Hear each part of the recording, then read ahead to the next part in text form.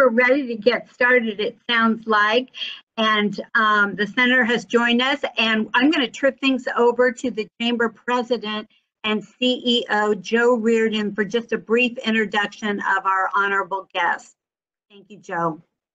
Thank you very much, Kathy. Can you hear me okay? Yes.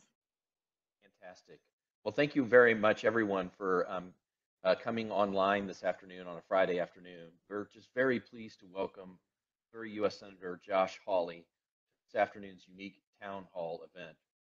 The senator has made quite an impact in the Show Me State in his relatively short time in office by being the youngest senator currently serving in Congress. Prior to being elected in 2016, Hawley served as the Attorney General for Missouri. Native of Lexington, Missouri, Hawley attended Stanford University and Yale Law School. Joe, you're fading out a little. Okay. I'm so sorry. No, that's okay. Senator Hawley currently serves on the U.S. Senate Judiciary Committee, the Small Business and Entrepreneurship Committee, Armed Services Committee, Homeland Security and Government Affairs Committee, and the Special Committee on Aging. And as all of you I know have most recently read, he's just been invited by the White House to join the task force on reopening the economy, something that is very important to everyone I know on this call. Senator, we very much appreciate your leadership through these challenging times, and it's a great privilege to have you join us here for this afternoon's virtual town hall meeting. Welcome, and the floor is yours. Thank you. Yeah, thank you so much. Thanks everybody for having me, and thanks for taking time on this Friday. I wish that we were visiting under better circumstances, but it is a real privilege to get to be with you even under these. So thank you for the time, and it's just great to be with you. I want to get to your questions as soon as we possibly can. And thank you, Joe, by the way, for that introduction. But let me just say one or two words by way of preface before we get to your questions, and then I'm happy to answer as many questions as we have time for. The first one is about what I think we need to be doing here in the pretty near future in order to make sure that we don't find ourselves in a situation akin to the 1930s in this country. We're facing a health pandemic that is unprecedented in any of our lifetimes. The worst health pandemic since at least 1918. May well end up being worse than that in various ways. And the government is taking actions that this government, our government, has never taken before in terms of actually closing large segments of the American economy all across the country all at the same time in order to fight the pandemic.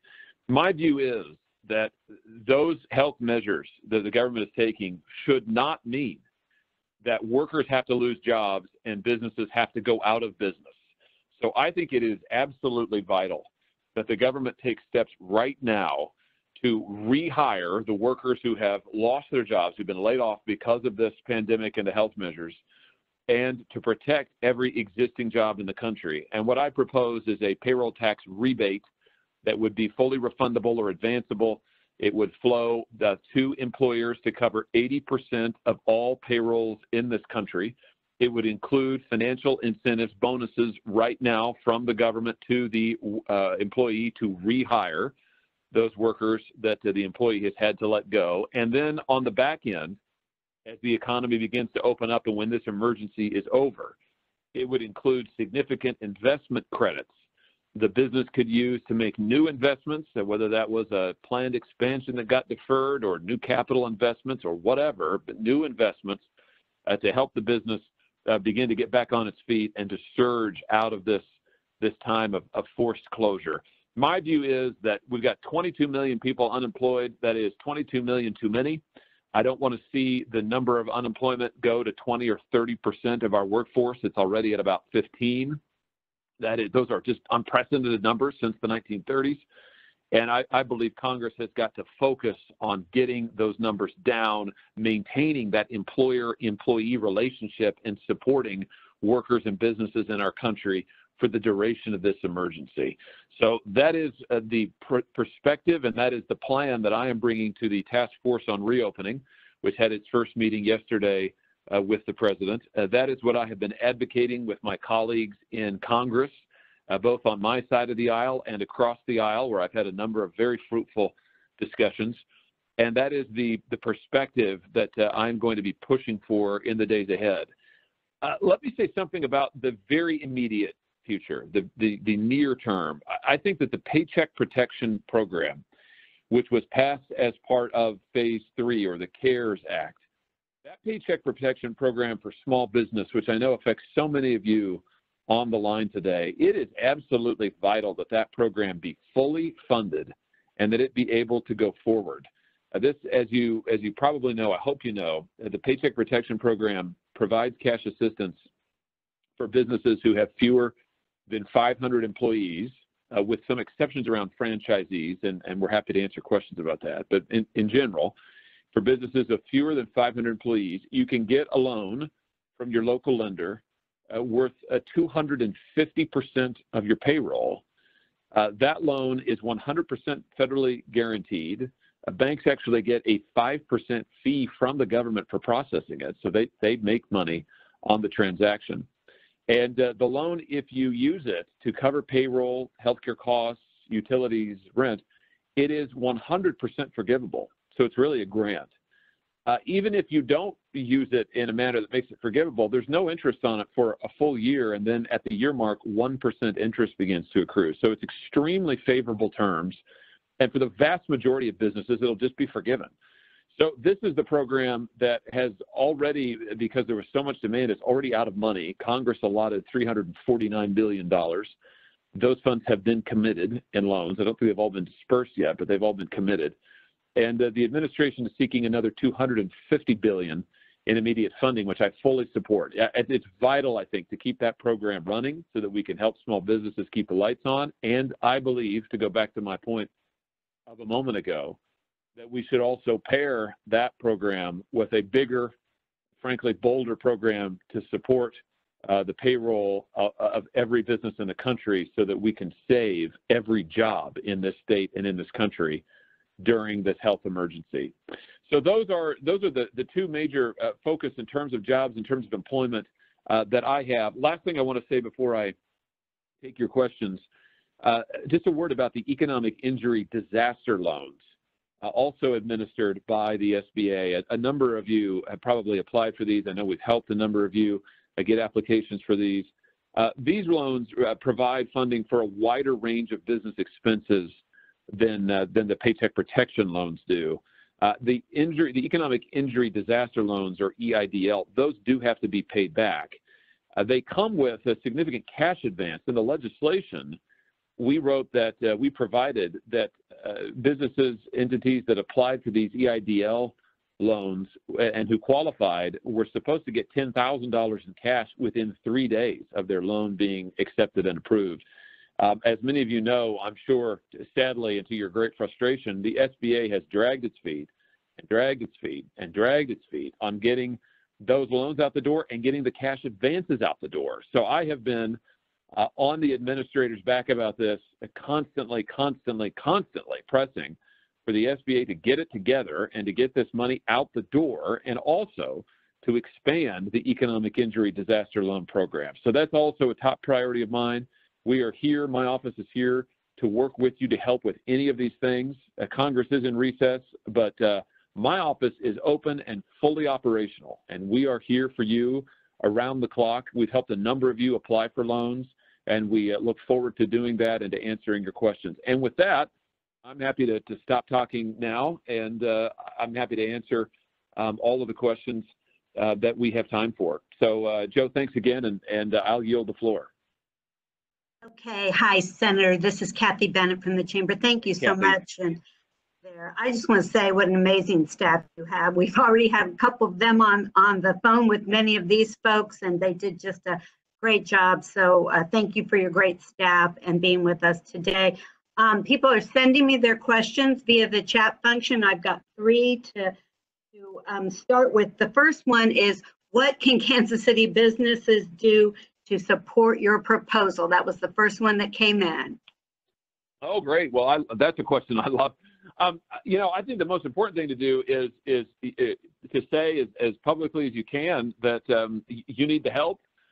Listen, business hasn't done anything wrong here. I mean, this is such an important point to make. We're in a major recession now, but not because that there was some problem with underlying business decisions or there's a problem with worker productivity. It's nothing to do with that. It's because of the health pandemic, and it's because of the very dramatic steps that the government's taking at all levels to try and break the back of this epidemic. So, and that's all well and good, trying to bend the curve and kill this thing as fast as we possibly can, but there is no reason we should spiral into a depression and that businesses should close and workers should suffer and families should go without food because of this pandemic. We've got to take the steps to keep businesses function and to keep workers with a paycheck on payroll. You all know, as business folks, you know, when you're told finally you can get back to work and fully open, if you don't have employees, you know, that's going to be a huge drag. You have to go out and find them. You're going to have to, of course, how are you going to rehire them if you don't have the cash flow for that, if you've been without revenue for weeks or months?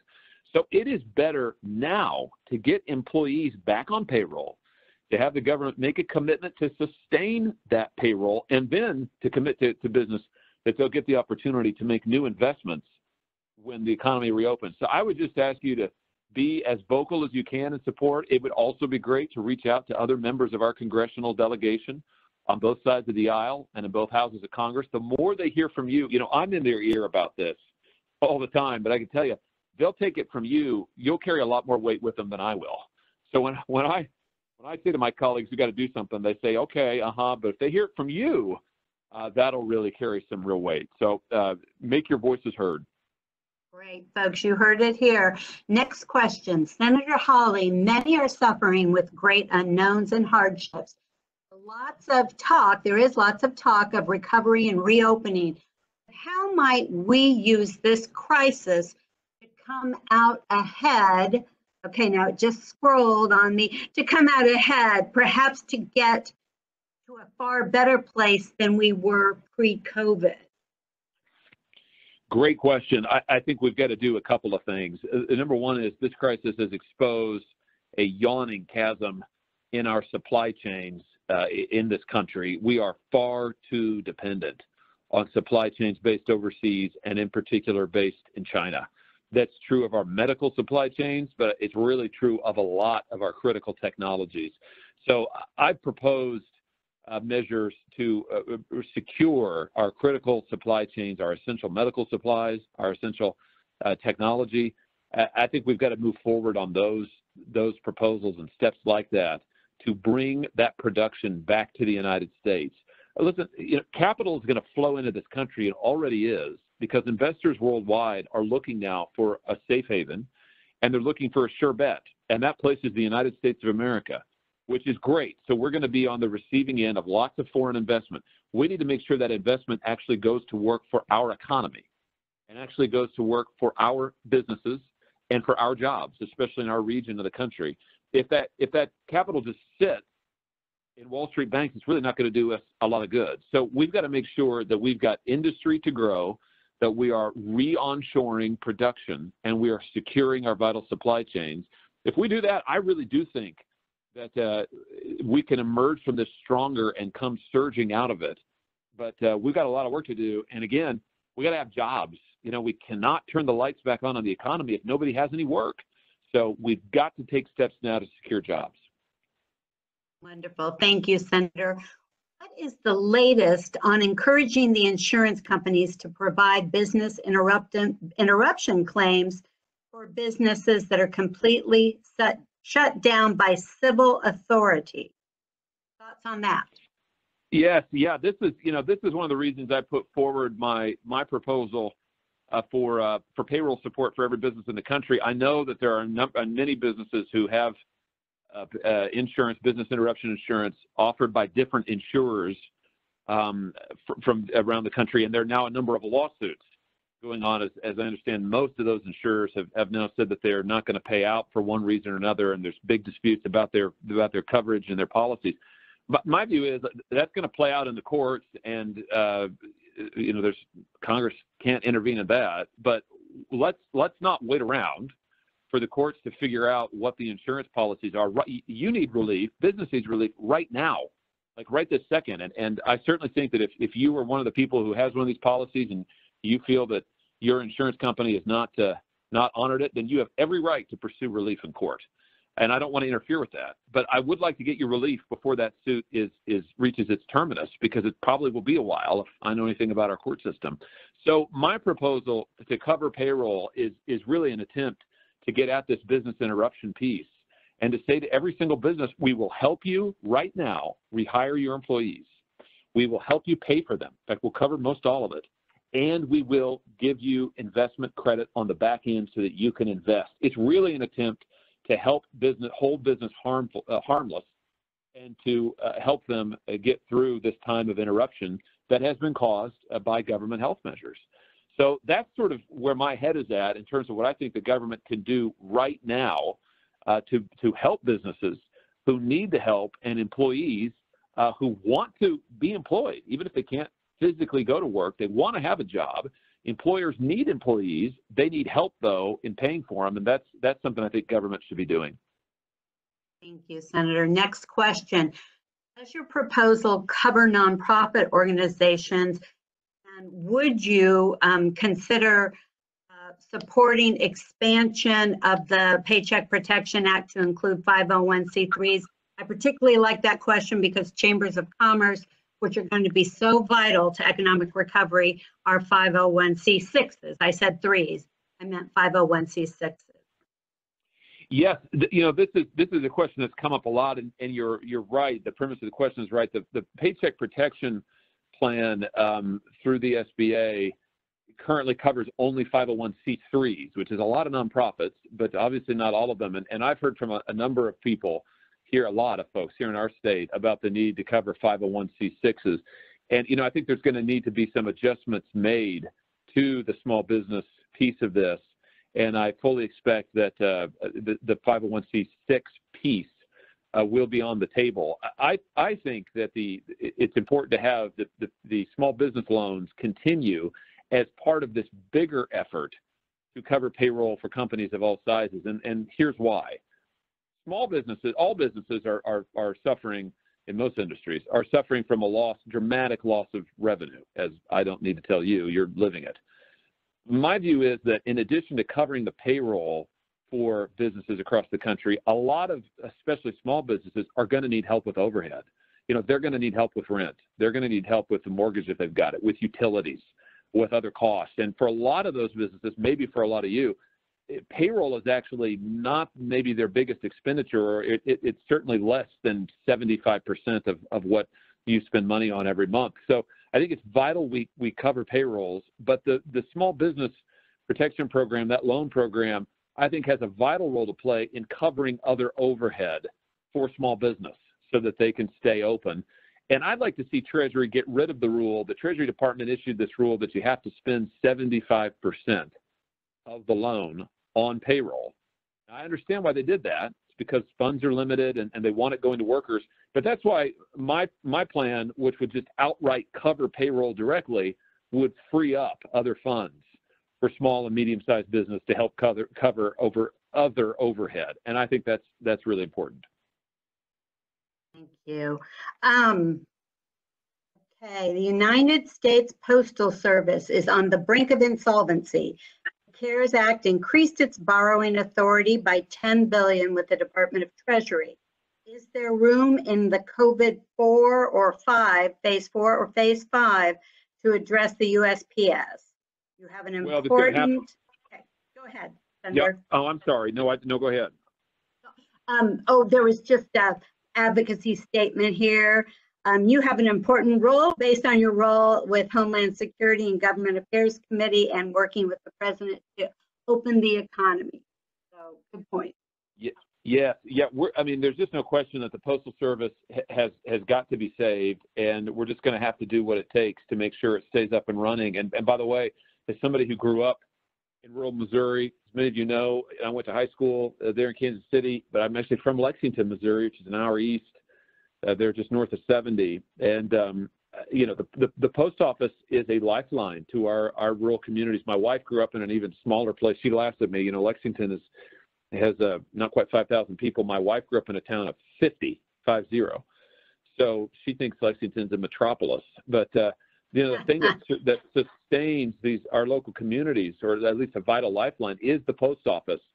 And I have been, in my short time in D.C., I have been a very outspoken advocate for maintaining the health of the Postal Service and making sure that it continues to serve our rural areas all across the state, and of course our metro areas. So the short answer is, I mean, we simply have to find a way to make sure the post office stays solvent, stays up and running, that postal workers stay healthy, and that all of our communities keep getting served. Because you know, it'll kill our communities if that doesn't happen. So we've got to make sure that that we save it. We appreciate hearing that.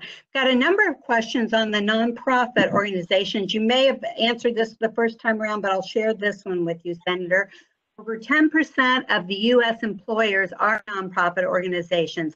We have seen fewer federal and state dollars sent to these programs, alleviating the impact of poverty on our society. What help is being provided, or Senator, what help is being considered to organizations doing the work that is no longer done by the government now that the need has grown much greater? Thoughts on that? Yes, yeah, great question. And this was a fight that we had with the last round of legislation, sometimes called the Phase 3, the CARES Act legislation. Initially, there was no provision in that legislation for any help to any nonprofit. And that caused a lot of heartburn with a lot of us, myself at the top of the list. And so I'm proud to say that the CARES Act and the Paycheck Protection Program now provides support for 501c3 nonprofits, as I said a little while ago. And that includes, by the way, religious ministries, charitable organizations that have a religious focus, churches. If it's structured as a 501c3, you're all eligible. And we've worked with a number of these charitable organizations in the last 2 weeks in the state to help them get loans. So if that is you, or if you advise clients that include 501c3s, you are eligible right now. And we are here to help you apply. And then someone asked earlier about 501c6s. And I said that, to reiterate that answer, I suspect that will be, the 501c6 piece will be on the table as we consider fine-tuning of the small business program. Great, thank you.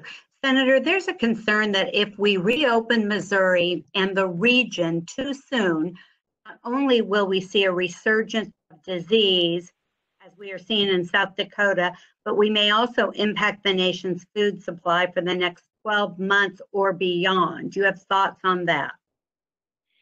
This is something that I think is really important. The president said yesterday in our first meeting of the Congressional Task Force on reopening, he said that it was his goal to give the nation's governors and regional leaders the flexibility and the wherewithal to make decisions about reopening that was best for their regions.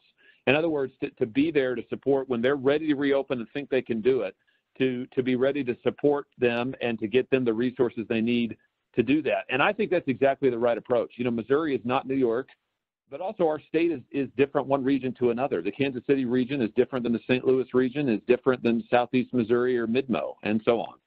So I think making sure that we are getting state and regional leaders and state and regional healthcare the resources they need to make these decisions in a way that's best for the region. That really, I think, is the key thing. And I would just say two more things about that. Number one is we need to have more testing.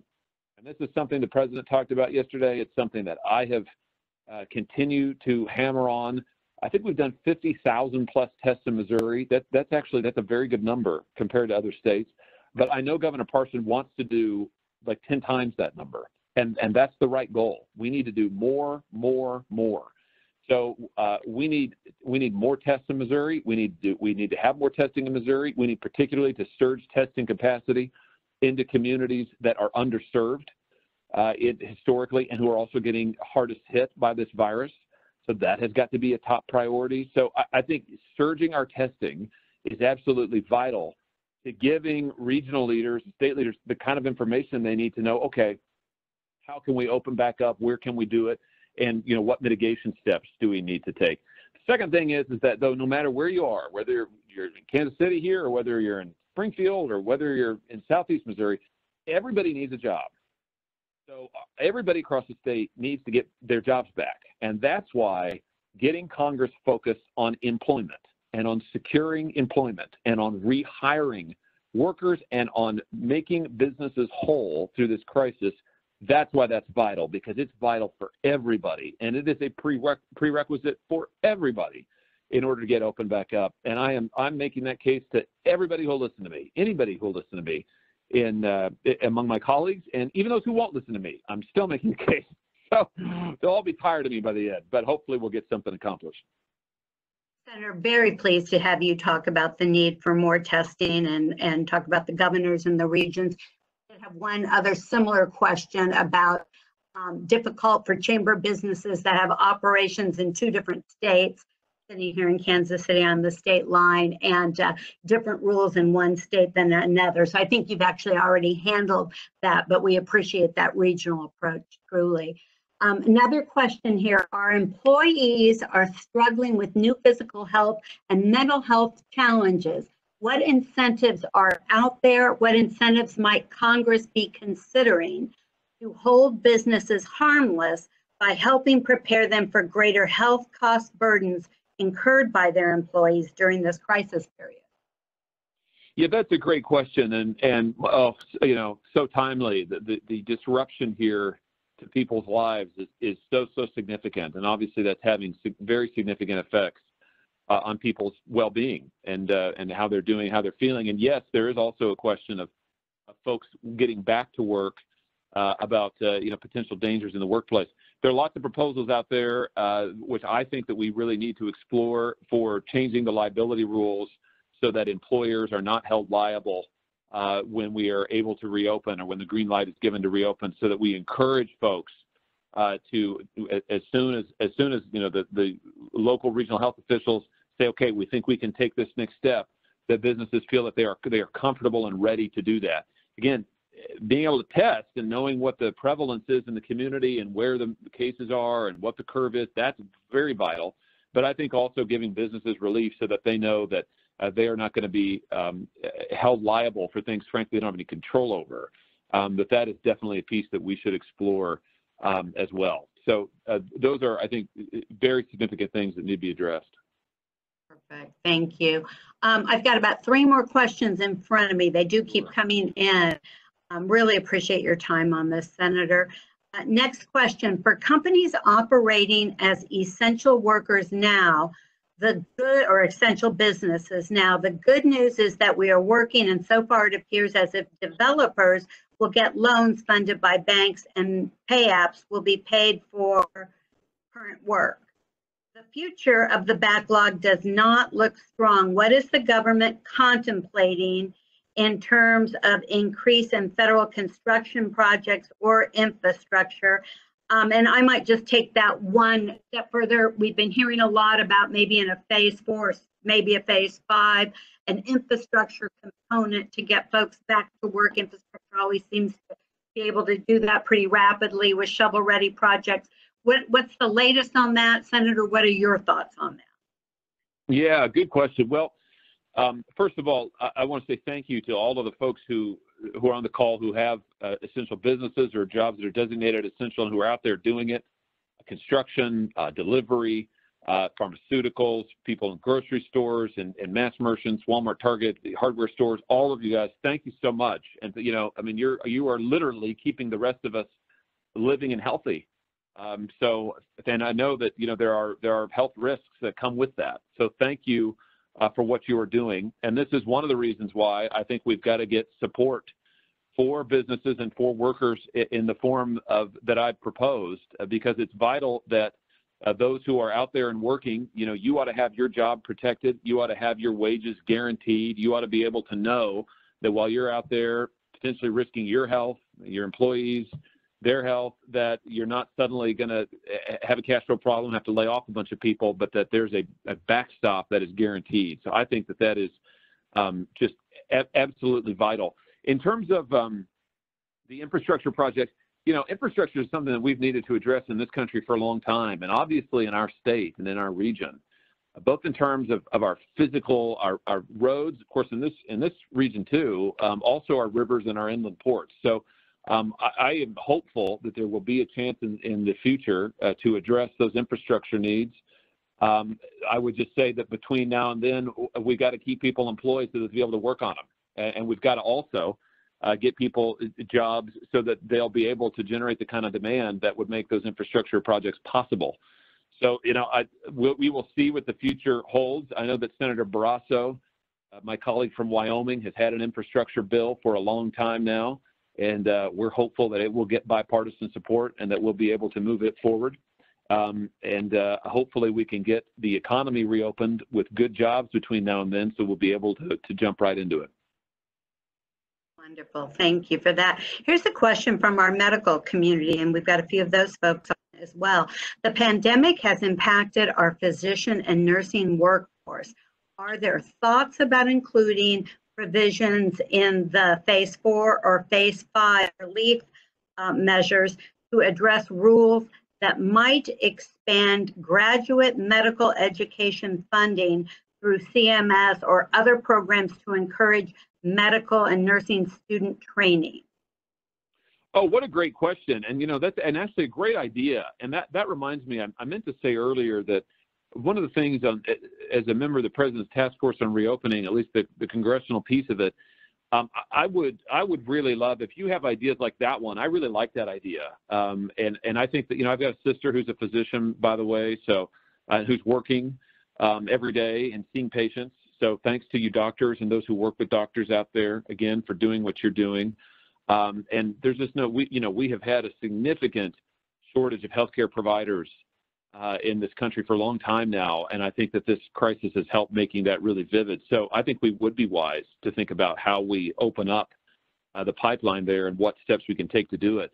So I really like that idea, and what I wanted to say more broadly is if you have ideas like that one or others that you think bear on the reopening question that you'd like to share, I would sure love to hear them. That would be really helpful to me as I try to do my part on this task force and as we consider additional relief legislation. So please don't hesitate to reach out, call us, email me, get in touch with my office, because I would really welcome your expertise, and ideas like that one would be really, really welcome. So thank you. Thank you, Senator. I have a feeling your staff's going to be very busy, and Dr. Hahn, you heard that answer. He's probably on the email right now. Next question. I did hear that. Yeah. I did hear that. There you go. That was a great answer, Senator, though. I know a lot of people appreciate that. Next question. The average, okay, this one's about rural and agricultural relief. The average gallon of milk travels 4,000 miles before it gets to the consumer. In this pandemic, local foods have become a better, faster solution for many in need of meals. Local agriculture cooperatives support small farm businesses. Are they included, or is there any thought being given to support for local agriculture during the crisis? First of all, that's a great question about co-ops. And I've got some of my staff is on the line, so let me ask them if we know, gang, if do co-ops qualify under any of the current phases? Let them. You guys think about that while I say one more thing, and I'm going to ask my staff to chime in on just that factual question. I just want to say about co-ops that as many of you know who know me, I come from a farming family. My mom's whole side of the family are all farmers, still are, and ag co-ops were kind of the lifeblood of my family and of our family farms. And so, I just can't say enough good things about the role that local co-ops have to play. Okay, having said that, I bought you some time there, gang. So does anybody on the call from my staff, do we know the answer to the co-op question? If not, we'll track it down, but do we know it? This is Jacob. If you're having, sorry, Chris, if you want to go ahead. I was just going to say, if there are co-ops having issues that think they qualify and the bank is saying no, they should talk to us. We've been talking to some co-ops and other industries about this, and we've got some public-facing materials. I think maybe a letter that we've signed on to that may be out already on this. This wouldn't be addressing this specific question, but it's another set of co-ops that we're wondering and that we think ought to be included. So reach out if you're having trouble. Chris, what were you going to say? Oh, I was just going to say that there was a lot of ambiguity at the start about whether co-ops were included in the original legislation. I believe that interim rule that Treasury published about 2 weeks ago, you can find it on their website, treasury.gov, made it clear that there was eligibility for co-ops, particularly agricultural purchasing. I think consumer food co-ops were eligible for the Paycheck Protection Program. So that's something to definitely look into. There are some questions about other types of co-ops, but I'm fairly certain those do qualify. So yeah, again, any additional questions, just reach out to us. And I would also encourage you guys too, that Treasury has published on treasury.gov. Just go there. There's a banner at the top of the screen, small business loan guidance, and that 32-page document really spells out a lot of these questions, including the one that you just asked. So thank you. Okay, so thank you guys. So we are, if that is you and you've got a co-op you're a member, we're happy to work with you on that. So if you need help applying, or if you've reached out to a bank and they've said no or whatever, please contact us, and we're really happy to help you with that. And Senator, we so appreciate this. Your staff and you have already gone longer than you promised us, and we appreciate your time. We appreciate you give good, quick, succinct, but comprehensive answers. So we truly value that, and we value the way you're looking out for Missouri and for Kansas City. Thank you so much for spending this time with us and offering up your stellar staff to answer more questions. And I would encourage the 3 or 4 who did not get their questions answered. I can give you the contacts at the Senator's office here in Kansas City or DC, and our folks can pursue those. But Senator, again, thank you for this time, for your leadership, and for your care and concern for this part of the state. Thank you. Absolutely. Thank you all. I hope you have a great weekend. Thanks for all that you're doing. And the last thing I just wanted to say is I just hope that you'll be encouraged. We are absolutely gonna beat this pandemic. I mean, there's just no question about it. We have vaccines that are in development. We are going to break the back of this disease, and we're going to emerge from it. There's not a doubt in my mind. We just have to make sure now, in the interim, between now and the time that we are finally able to kill this thing once and for all, that we keep our businesses going, that we keep you in business, that we get your employees rehired and secured, and that we emerge stronger. And every effort that I have is being directed towards those ends, and I look forward to working with you on it and representing you. Thank you all so much. Thank you, Senator. Everybody on the call, thank you so much for joining us, especially late on a Friday. Have a great weekend. The sun's coming out at my house. I hope you will see it too. Thank you again, and we've got more coming next week. See you. Bye, everyone.